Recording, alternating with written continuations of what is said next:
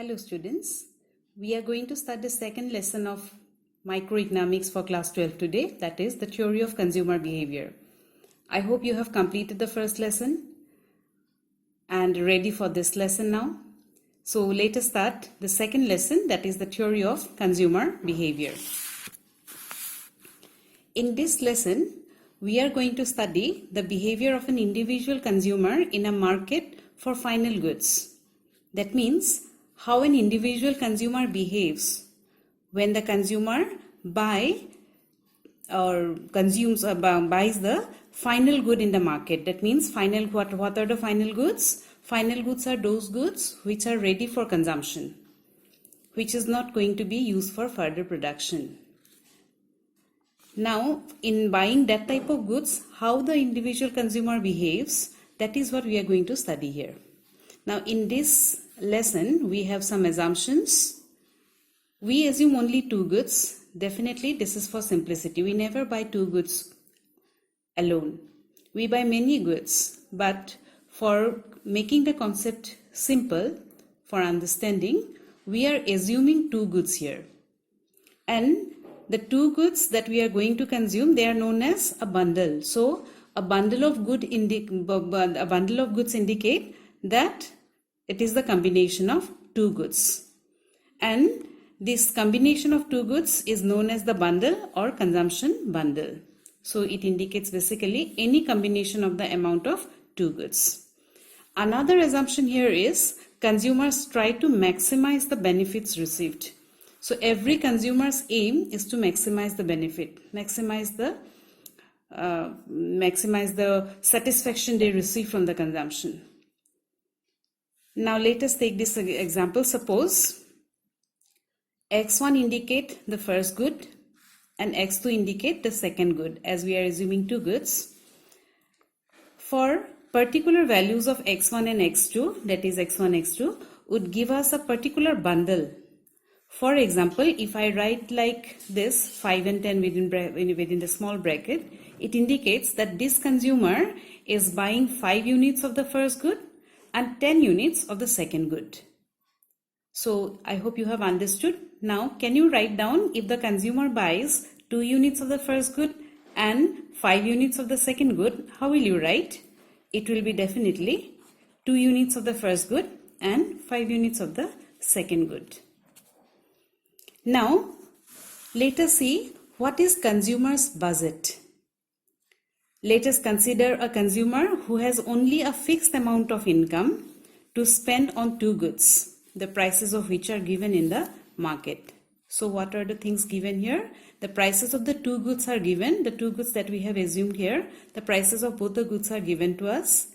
And the consumer who is going to buy the commodities has a fixed income and the entire income is ready to be spent on the two products. Thus, given a fixed income and the prices of the two goods, the consumer can afford to buy in only those bundles which cost her less than or equal to her income. It means that a consumer can buy all the combinations of the two goods which will cost him equal to his or her income or less than that. Let us see it clearly. To understand that, we need to understand few more concepts.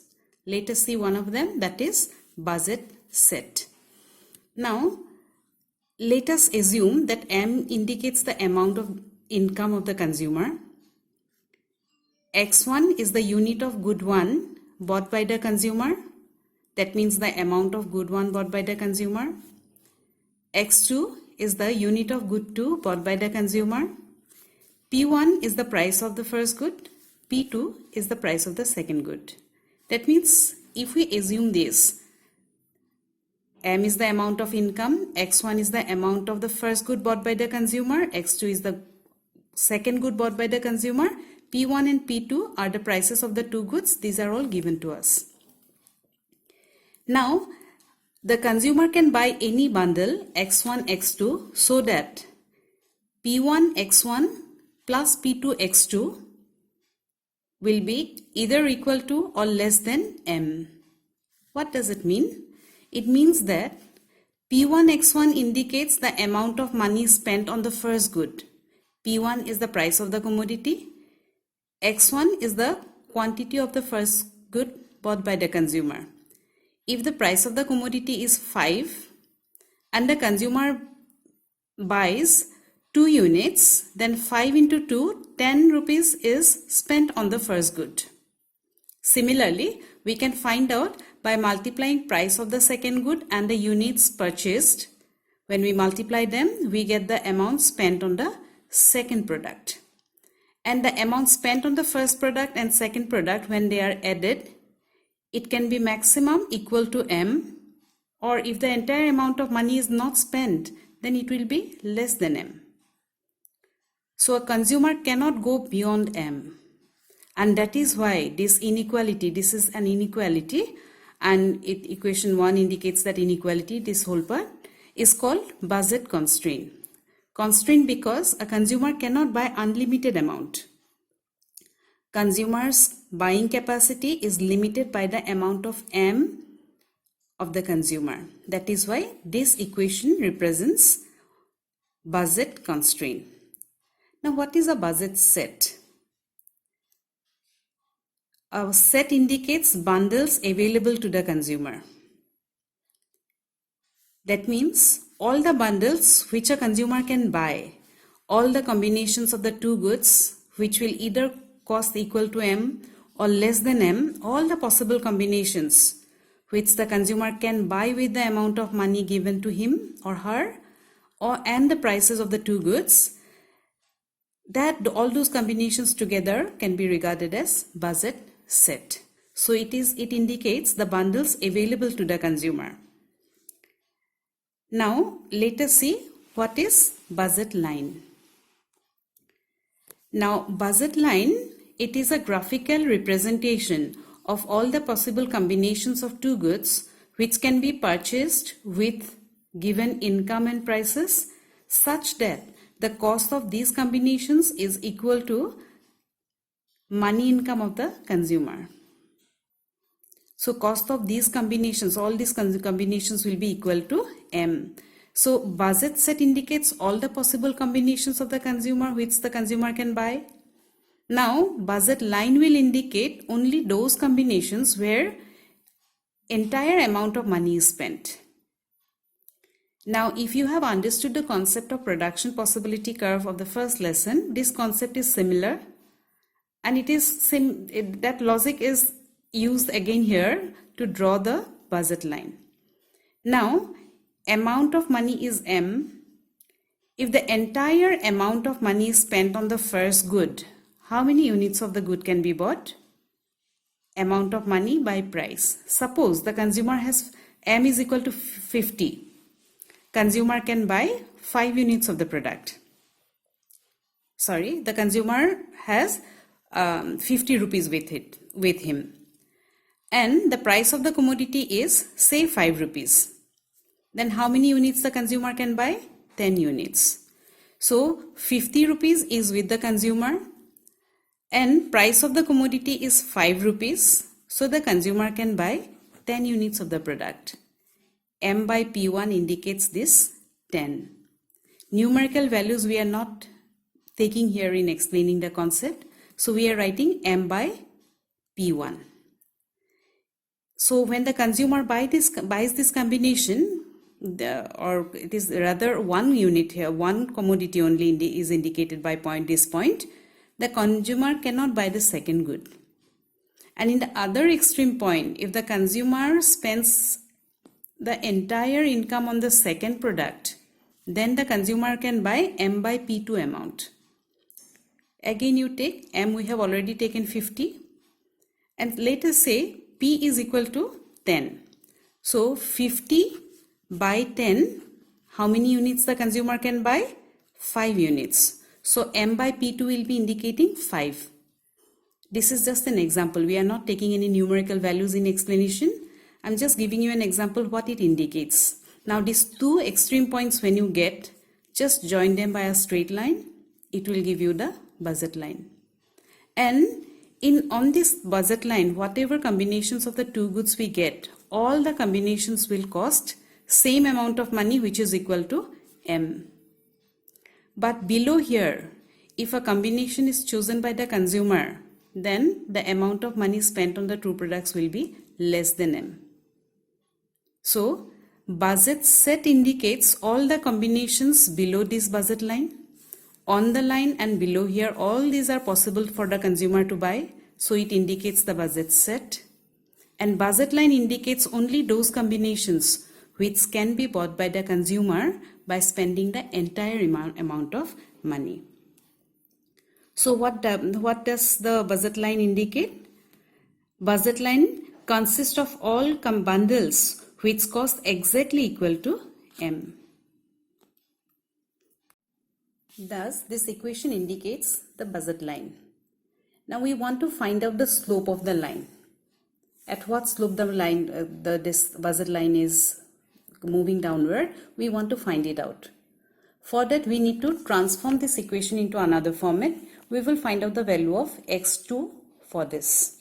So how we can do that? We will keep it in the left hand side and we will take this to the right hand side to find out the value of x2. So like this, we write here equality sign as it is an equation. So P2 x2 will be in the left hand side and P1 x1 will be taken to the right hand side. As we are taking it to the right hand side, so sign will change. Now dividing both the sides by P2, we get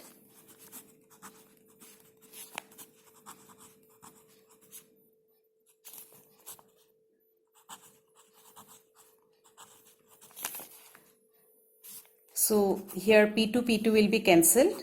So x2 is equal to M by P2 minus P1 by P2 into x1. This is same as the equation of a straight line. I hope you remember the equation of straight line you have received in you have got in class 10. It was y is equal to a plus bx. It may be also written as y is equal to a minus bx. Only difference is in the sign. And for this, if you draw the line, it will have as the sign is positive, the slope will be positive here. A straight line moving upward, having positive slope.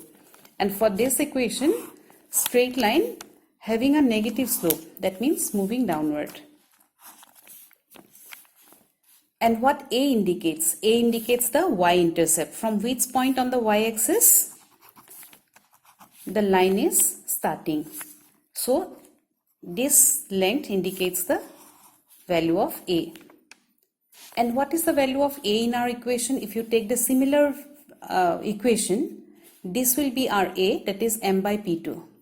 M by P2 represents the y-intercept. That means the line is starting from M by P2. Now again you see the equation. What B indicates? B indicates the slope. For example, in this equation, from this point many lines may be drawn which are downward sloping, but which is represented by this equation? It will be determined by the value of B. Value of B represents at what slope it is moving down. So at what slope the price line is moving down will be represented by this equation, with this value. That means minus P1 by P2. So we can say that the slope of budget line is equal to minus P1 by P2. In our earlier example, we have taken that the price of the first good is 5 rupees and price of the second good is 10 rupees. So now if I ask you what is the slope of the budget line, we can easily find out. Slope is minus P1 by P2. So the slope of the budget line will be equal to minus 5 by 10, that is minus 0.5. Minus indicates downward slope, and at what rate it is sloping downward? At the rate of 0.5. So it will give you the budget line.